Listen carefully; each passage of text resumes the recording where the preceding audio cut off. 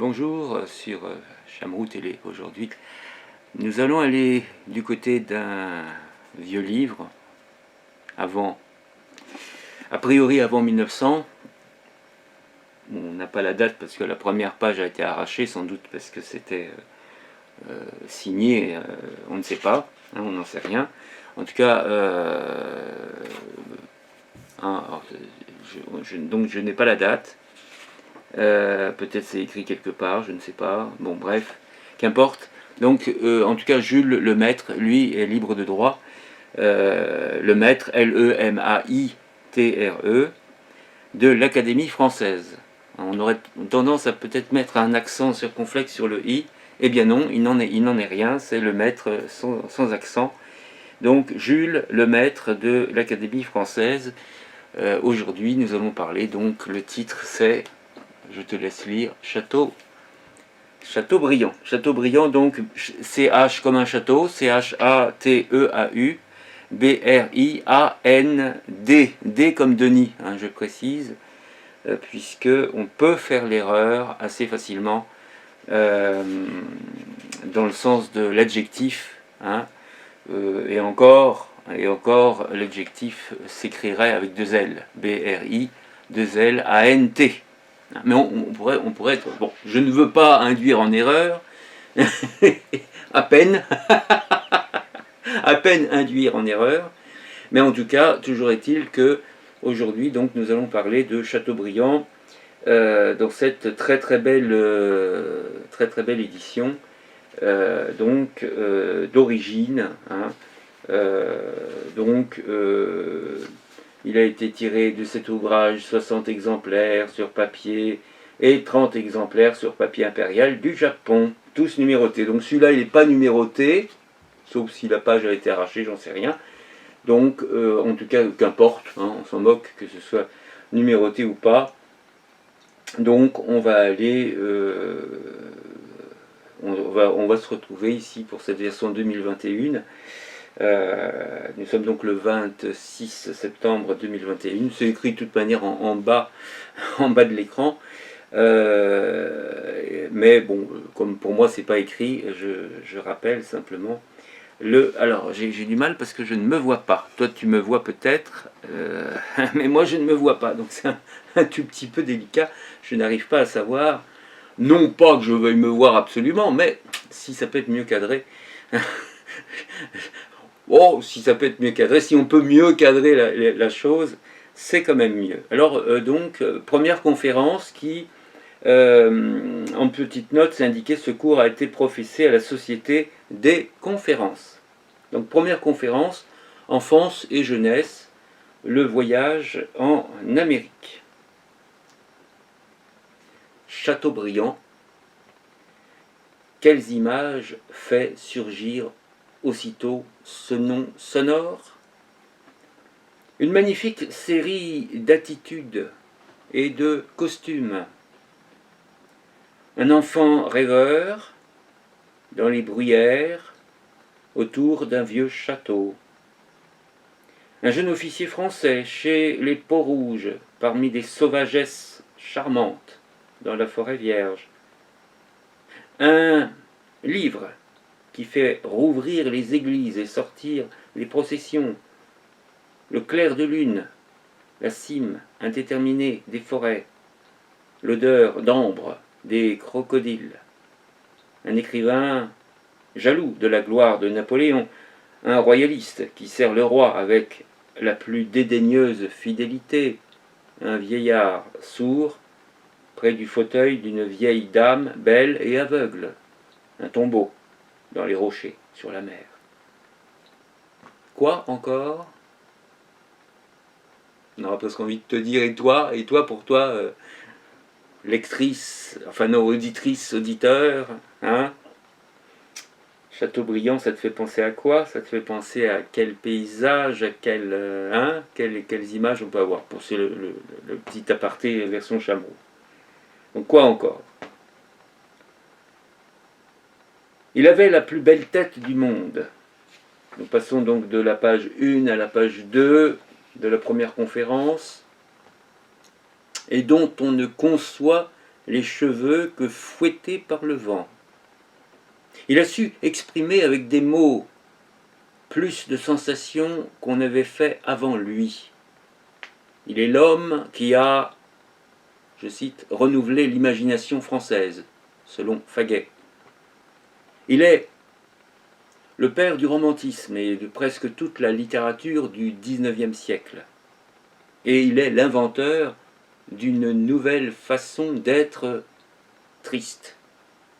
Ce n'est pas une nouvelle façon d'être, non, c'est une nouvelle façon d'être triste. Et puis, en ce qui regarde sa gloire, sa chance est inouïe, presque égale à celle de l'empereur. Il est, entre nos grands écrivains, le seul qui soit pleinement à cheval sur deux mondes, le seul qui ait appartenu à l'ancien régime et au nouveau, le seul qui ait presque autant vécu dans l'un que dans l'autre, le seul aussi qui ait tant voyagé et qui ait vu tant d'aspects de la terre. Il est né en 1768, 10 ans avant la mort de Voltaire et de Rousseau. Il est mort en 1848, quand Taine et Renan écrivaient déjà. Nos pères auraient pu le voir entrer à l'abbaye au bois. J'en profite, évidemment, pour donner l'orthographe, puisque c'est une forme de cours, un cours déguisé, à peine déguisé. Donc Voltaire, beaucoup écrivent sans E, je précise V-O-L-T-A-I-R-E. C'est comme vol, comme un vol d'oiseau, et terre, T-A-I-R-E, comme le verbe taire. Je me tais, c'est le vol qui se tait en quelque sorte. Rousseau, R-O-U, 2-S-E-A-U. Taine, T-A-I-N-E. Renan, R-E-N-A-N. Voilà, fin de ma petite parenthèse orthographique. Comme l'ancienne France et la nouvelle, il a connu le dur passage de l'une à l'autre. Il en a souffert dans son âme et dans sa chair. Il a vu la Révolution et il a vu l'Empire. Son génie a reçu de la réalité les plus beaux ébranlements. Il a bâillé sa vie. Bâillé. Alors B-A, accent circonflexe sur le A, I, 2 L, E. Il a bâillé sa vie, c'est entendu. Mais nul n'a été plus aimé et nul n'a plus joui de sa gloire et de sa tristesse. Orgueil, désir, ennui, c'est toute son âme. Il nous a légué des façons de sentir où nous trouvons encore des délices. Voilà sommairement ce que Chateaubriand est pour nous et ce qu'il était pour moi avant que j'eusse entrepris de l'étudier de plus près. Ah oui, alors là on précise pourquoi on dit pour nous, quand on fait une étude, il est mieux, c'est moins égaux, de dire pour moi, Chateaubriand c'est ceci, c'est cela. En général on dit pour nous chercheurs, etc. Bon, bref, après c'est ce que j'appelle un style de langage. Donc ici on le voit dans toute sa splendeur, on passe du nous à moi.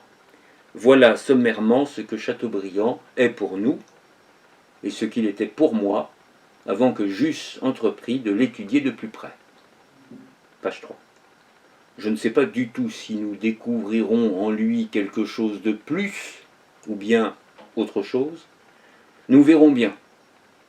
Sa bibliographie est énorme. Et là, on peut se référer évidemment au magnifique, j'en profite, ça c'est Chameroux qui sort sa science, un peu en retard parce que c'est un livre de 2007, mais magnifique, que sais-je, dans la collection Que sais-je, et 100 mots pour réussir votre entrée universitaire en l'occurrence. Magnifique, de Eric Bouteri, B-O-U-T-O-U, c'est Botouiri, je ne sais pas comment ça se prononce, Botouiri, donc je ne vais pas m'aventurer, B-O-U-T-O-U-Y-R-I-E, et donc magnifique, hein, superbe. J'ai découvert, il y a notamment dans les mots à découvrir, le mot bibliographie. Bon. En général, quand on fait des études, ça fait bien de sortir une bibliographie. Bon, bref. C'était fin de la petite fin du petit aparté version Chameroux. Donc sa bibliographie est énorme. Je n'ai pas tout lu. Il s'en faut. Je ne vous promets pas d'être complet. Je ne vous promets pas d'être original. Je ne puis vous assurer que ma sincérité. Ce que je vous propose en somme, c'est une libre promenade à travers la vie et l'œuvre de Chateaubriand. Naturellement, je me servirai beaucoup des mémoires d'outre-tombe, surtout pour ces commencements sur lesquels nous n'avons que son témoignage. Je m'en servirai avec la prudence qui convient, car lorsqu'il nous raconte son enfance, il a déjà 40 ans. Mais aussi la façon dont il voit l'enfant qu'il a été nous fait mieux connaître l'homme. Le 4 septembre 1768 naissait, un petit coucou à Olivier, naissait à Saint-Malo. Il se reconnaîtra, il n'y en a pas 36 000 à Saint-Malo. Donc, oui, il y en a peut-être 36 000, enfin celui que je connais, j'en connais qu'un, qui me parle souvent de Saint-Malo. Donc le 4 septembre 1768 naissait à Saint-Malo, dans une rue sombre et étroite, appelée la rue. Un petit hommage à France Culture qui nous a fait un spécial antisémitisme, là, entre 13h et 14h, par toujours Marc, j'ai pas repéré le nom, je suis désolé. J'ai repéré Marc, bizarrement, je ne sais pas pourquoi j'ai repéré. On se demande pourquoi. Bref. Donc c'est appelé, je reprends, donc le 4 septembre 1768, naissait à Saint-Malo, dans une rue sombre et étroite, appelée la rue des Juifs, le chevalier François-Auguste de Chateaubriand. Tite, alors quand je fais titre, ça veut dire citation. Tite, il était presque mort quand il vint au jour. Tite. Tite, ça veut dire autre citation. Le mugissement des vagues soulevées par une bourrasque annonçant l'équinoxe d'automne empêcha d'entendre ses cris. Le bruit de la tempête berça son premier sommeil. Le ciel sembla réunir ces diverses circonstances pour placer dans son berceau une image de ses destinées. Bref, Chateaubriand naquit sans aucune simplicité. Page 4. Des 9 enfants nés avant lui, un frère et 4 sœurs survivaient lorsque, comme il dit, Tite, la vie lui fut infligée. Tite. Ne faites pas attention et ne vous désolez pas. Cette vie fut en effet l'une des plus magnifiques que l'on connaisse, et Dieu sait si l'on a joui. Sauf à l'armée de Condé. C-O-N-D-E avec un accent. Alors, les profs nous diront quel accent. Moi, j'ai oublié si c'est accent grave, aigu. En tout cas, c'est un accent. Sauf à l'armée de Condé, après sa blessure, puis à Londres, et peut-être, beaucoup plus tard, dans l'extrême vieillesse, je ne crois pas qu'il ait excessivement souffert. Il a été triste, oui, mais être triste, c'est tout autre chose. C'est même pour lui presque le contraire. Alors voilà, ça c'est pour... J'aime beaucoup la phrase, il a été triste, mais être triste, c'est différent. Ça c'est mon rire, ça ne fait rire que moi, c'est pas grave. Donc, il dit encore, dites, il est probable que mes 4 sœurs durent leur existence au désir de mon père d'avoir son nom assuré par l'arrivée d'un second garçon. Je résistais, j'avais aversion pour la vie. Dites, Son père et sa mère ne l'avaient donc pas désiré pour lui-même. Il n'a pas été extrêmement aimé par eux. Il les a peu aimés. Son père, cadet d'une famille ancienne et qui avait réparé la fortune de la maison par le commerce en temps de paix et la course en temps de guerre, était un sinistre vieux gentilhomme. Sa mère, une dame grondeuse et avare. Tite, mon père était la terreur des domestiques, ma mère le fléau. Tite. D'ailleurs, Tite, une véritable sainte. Tite, dit-il autre part. Car ça n'empêche pas. Cui non risere parentes. Tite, celui à qui ses parents n'ont pas souri ne fut jamais admis à la table d'un dieu ni au lit d'une déesse. Tite. Cela ne fut point vrai de Chateaubriand, qui, certes, s'assit au banquet des Olympiens et connut les amours des déesses mortelles. Page 5.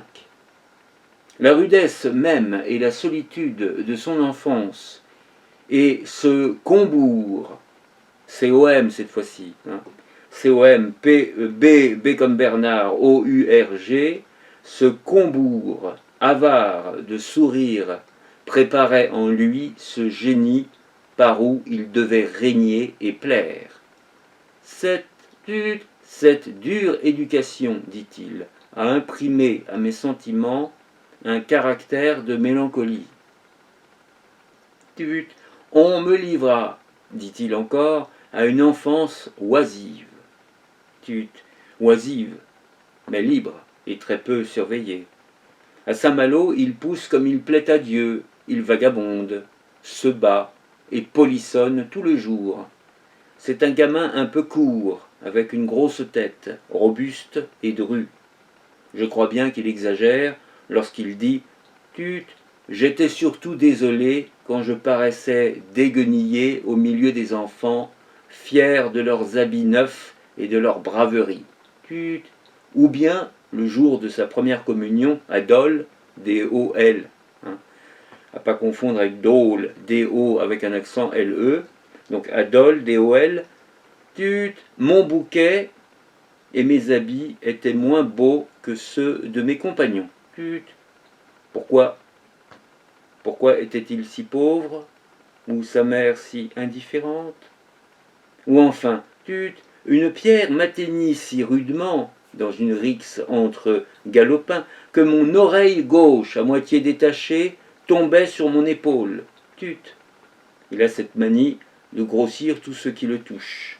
Mais il eut certainement une enfance tumultueuse, à plaies et à bosses, et qui fait songer à l'enfance de son compatriote Du Guesclin. Il fit des études décousues à Dole, à Rennes, R-E-2-N-E-S, à Dinan, D-I-N-A-N. C'était un enfant très orgueilleux et très passionné, en même temps que farouche et rêveur. Tout, dit-il, était passion chez lui, en attendant les passions mêmes. Page 6. Il faut lire sa résistance délirante un jour qu'il a été condamné à recevoir le fouet. L'idée de la honte n'avait point approché de mon éducation sauvage. À tous les âges de ma vie, il n'y a point de supplice que je n'eusse préféré à l'horreur d'avoir à rougir devant une créature vivante. Chez lui, ce que j'appellerais la crise de la première communion et ensuite la crise de la puberté furent d'une extrême violence. Je ne sais ce qu'il avait caché en confession, sûrement autre chose qu'une désobéissance ou un larcin de confiture. Le prêtre le devine et insiste. L'enfant avoue. Je n'aurai jamais un tel moment dans ma vie. Je sanglotais de bonheur. Or cette même année, le hasard avait fait tomber entre ses mains un Horace complet, Horace, H-O-R-A-C-E. En outre, il dérobe un Tibulle, T-I-B-U-2-L-E. Le 4e livre de l'Énéide et le 6e de Télémaque le troublent plus que de raison. Des sermons même de Massillon sur la pécheresse et sur l'enfant prodigue, il tirait des émotions sensuelles. Et bientôt, revenu à Combourg, ce sont des songeries ardentes et des courses folles dans les bois. J'entrevis que d'aimer et d'être aimé d'une manière qui m'était inconnue devait être la félicité suprême. Je me composais une femme de toutes les femmes que j'avais vues. C'est ici que se place le développement fameux sur la sylphide, S-Y-L-P-H-I-D-E, le fantôme d'amour sur la charmeresse qui le suit partout, et qui varie au gré de sa folie. Morceau de rhétorique, page 7, morceau de rhétorique, mais ardente vers la fin et mélangée de quelques traits plus précis. Mes yeux se creusaient, je maigrissais, je ne dormais plus, j'étais distrait, triste, ardent, farouche. Mes jours s'écoulaient d'une manière sauvage, bizarre, insensée, et pourtant pleine de délices.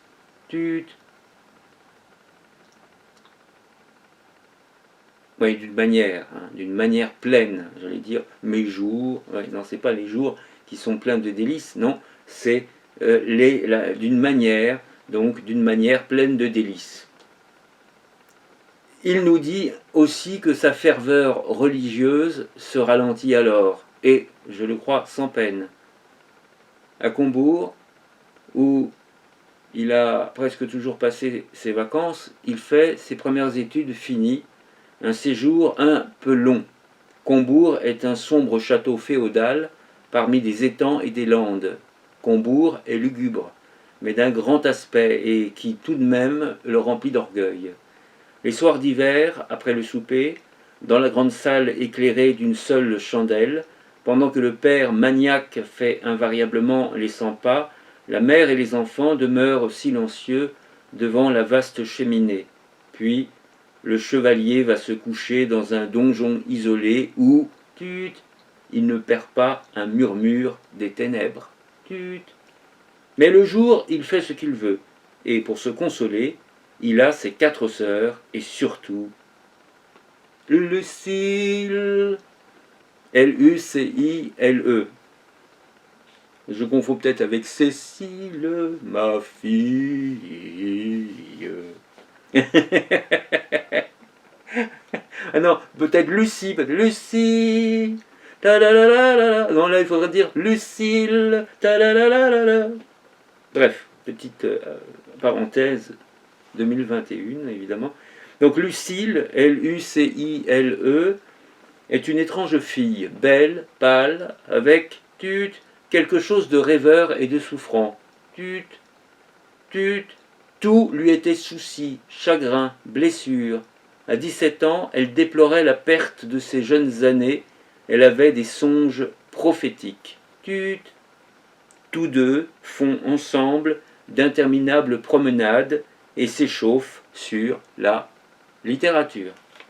Ils traduisent, on passe à la page 8, ils traduisent ensemble les plus beaux et les plus désespérés passages de Job, J-O-B, et de Lucrèce sur la vie.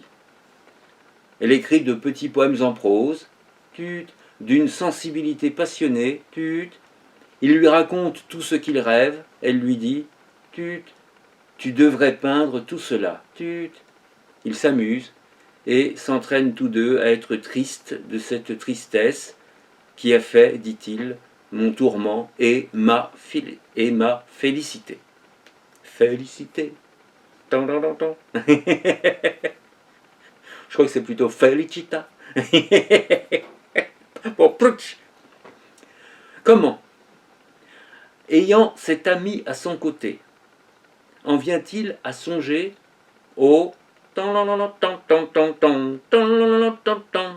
Alors le mot, on ne donnera pas le mot parce que c'est le thème principal de cette nuit du 25 au 26 septembre 2021 sur France Culture. Ça a été une nuit spéciale. Alors je te laisse découvrir ce mot, hein, évidemment, c'est un mot interdit par YouTube, hein, donc je te laisse le découvrir et suite au prochain numéro sur Chamrou Télé. À bientôt.